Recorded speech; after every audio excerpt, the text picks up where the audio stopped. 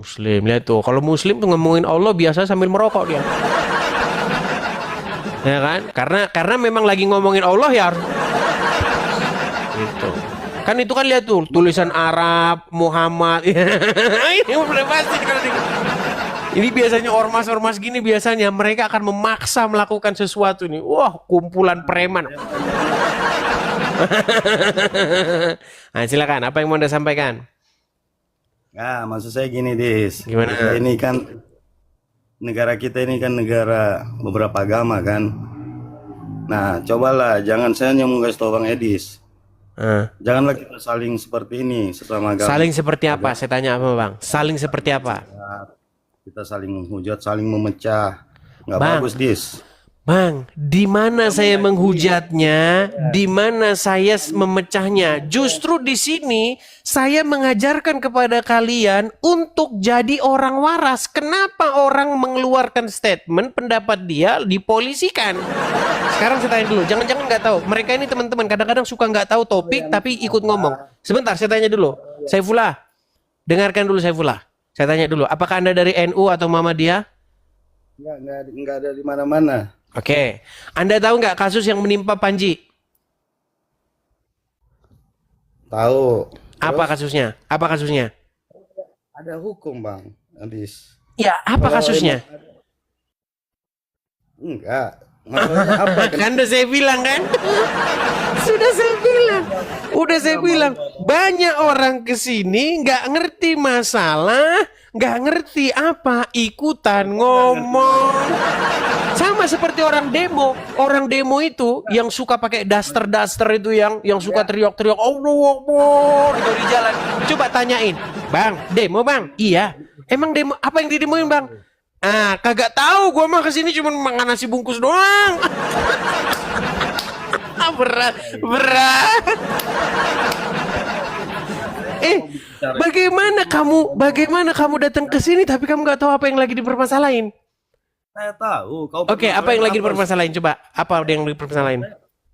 Saya cuma pengen ngasih tahu Bang Adis. Saya baru masuk nih. Saya sering ngikutin Bang Adis, Bang Edis kan di sini. Nah, saya cuma mau ngomong, janganlah kita seperti itu. Kita ini umat Kok beragama janganlah semua. seperti itu, Bang? Saya ini menyampaikan sesuatu supaya apa? Supaya bangsa kita ini cerdas. Kalau ada orang menyampaikan pendapatnya, ada orang menyampaikan sesuatu apa yang dipikirkannya, kenapa harus dilaporkan polisi? Dia bilang begini, Panji itu bilang begini, Bang. Orang yang sholatnya nggak pernah bolong, apakah dia otomatis dia orang baik? Kata Panji, ya enggak. Coba sekarang saya tanya, apakah betul orang kalau rajin sholat, Anda rajin sholat nggak? Saya tanya. Bang, mau sholat atau mau enggak, itu enggak bisa dijadiin apa ya? Ininya dia. Nanti Tuhan aja, nggak ada ukuran dengan Nah, manusia, kalau Bang. begitu kamu sepakat dengan saya. Kalau begitu kamu sepakat dengan saya. Lalu kenapa dilaporkan polisi? Kenapa dilaporkan polisi? Bang, yang ngelaporin siapa juga. Nanti kan bisa Yang gini, melaporkan itu katanya Angkatan Muda Nahdlatul Ulama. Katanya. Tetapi dikonfirmasi oleh para petinggi-petinggi Nahdlatul Ulama, katanya nggak ada itu Angkatan Muda Nahdlatul Ulama. Makanya ini serba bingung ini. Ini kenapa sih negara kita ini kok gini terus nih? Dari dulu begini. Kapan kita ini mau maju? benar, Dis. Kalau itu aku setuju.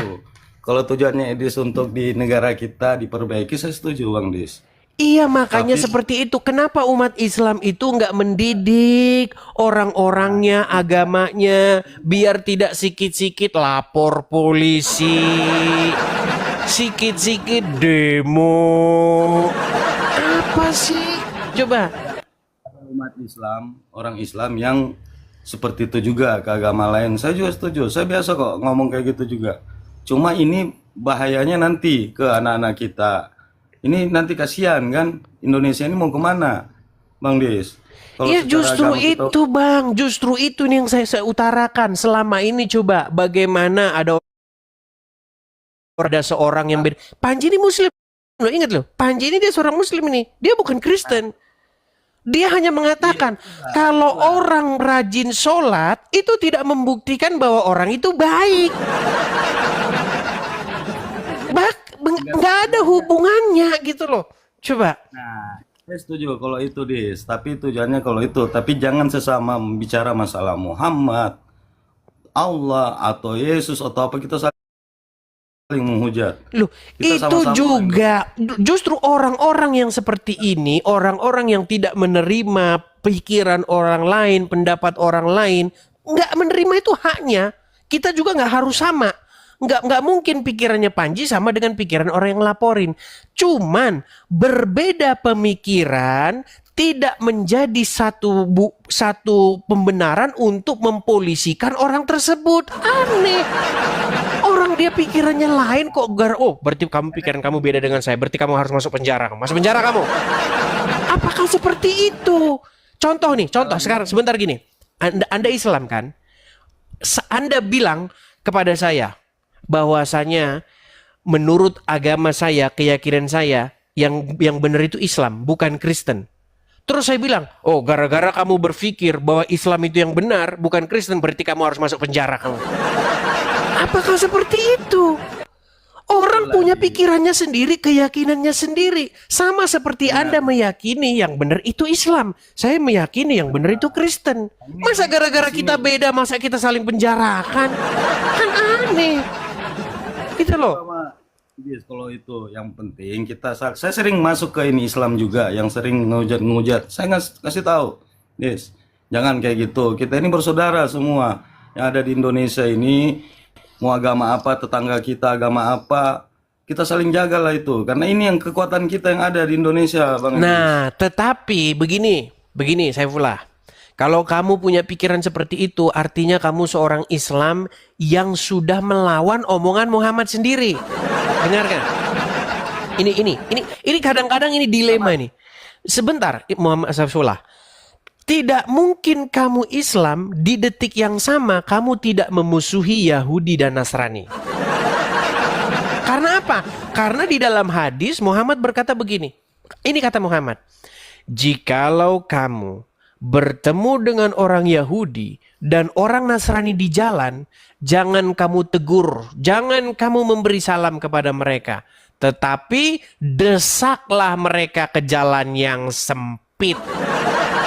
Bagaimana kamu berkata kamu Islam di detik yang sama kamu mari kita mengasihi Yahudi dan Nasrani?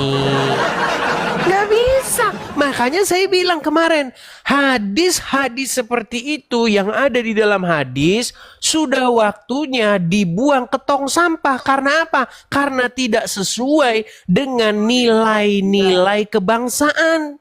Nabi Muhammad, kamu mungkin lihat hadis yang satu, Muhammad ini dia universal, ini dia punya perkataan atau apa, nggak bisa. Oke, sekarang saya tanya sama kamu, gini saya pula, betul atau tidak? Kalau Muhammad, betul atau tidak?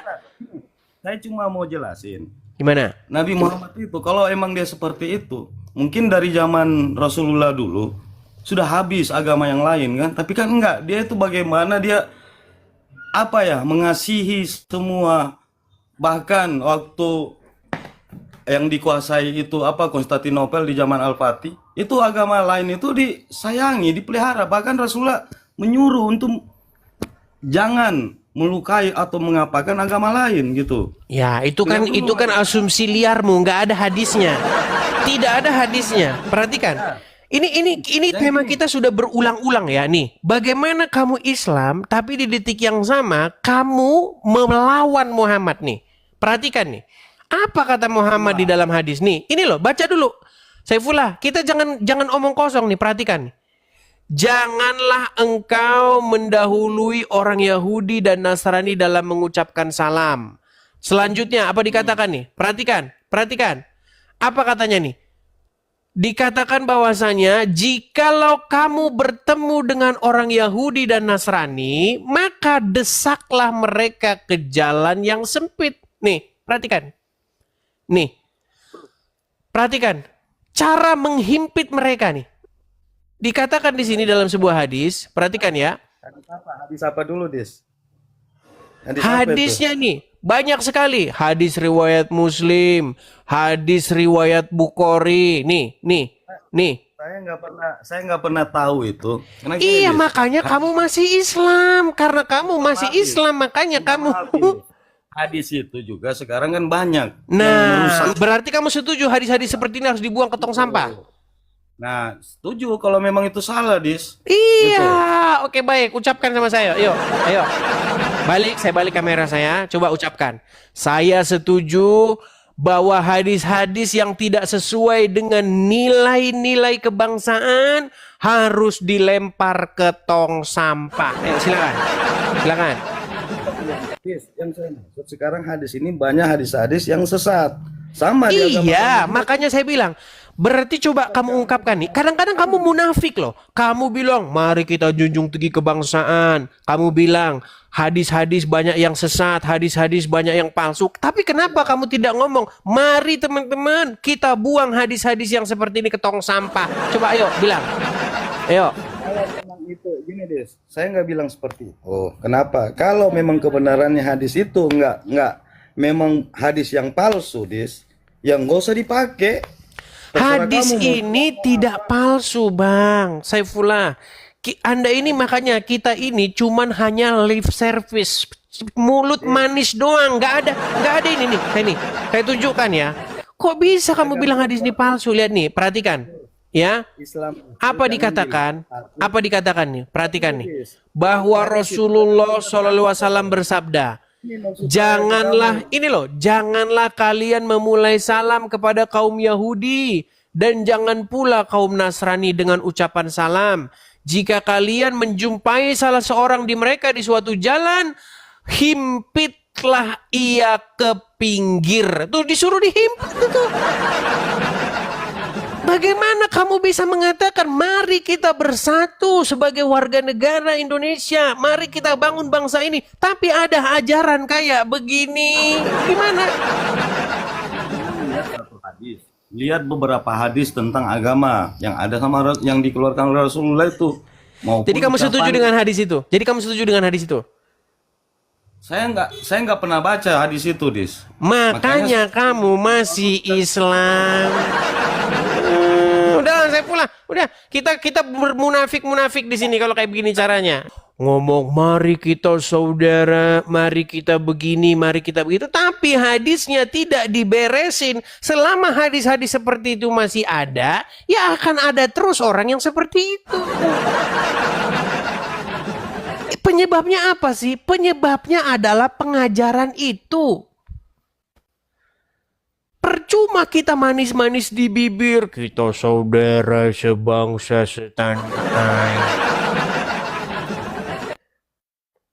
Bagaimana kita mau saudara sebangsa setanah air, tetapi itu yang kau pelajari di rumah? Gimana? Teman-teman ya, saya sangat setuju. Saya sangat setuju dan saya mengalami sendiri. Banyak orang Islam yang baik, banyak nggak terhitung. Teman-teman saya yang Islam yang baik-baik banyak jumlahnya. Karena mereka tidak tahu itu, karena mereka belum baca itu. Coba kalau mereka baca itu. Kiamat tidak akan terjadi sampai kaum muslimin membunuh orang-orang Wahyudi. Coba. Ada hadisnya. Tidak akan terjadi hari kiamat sebelum kaum muslimin membantai orang-orang Wahyudi. Bahkan pohon-pohon, batu-batu akan berkata, "Hei kaum muslimin, di belakangku ada Wahyudi, bunuhlah mereka." Kecuali pohon korgot, karena pohon korgot adalah pohonnya orang Yahudi. Coba. Entah apalah itu pohon gorgot, pohonnya orang Yahudi. Saya agak sedikit pusing. Dan gini loh teman-teman, ini sudah waktunya nih orang-orang muslim yang cerdas, kaum cendekiawan muslim, orang-orang muslim terpelajar berbicara. Kenapa kalian tidak bersuara, menyuarakan? Ada lagi pohon korkot. Pohon korkot itu apa pohon korkot itu? Coba nih, kita cari dulu pohon korkot. Nanti dibilang saya mengada-ngada karena banyak orang berpikir saya itu katanya omong kosong. Apa itu pohon korkot? Pohon korkot. Apakah pohon korkot itu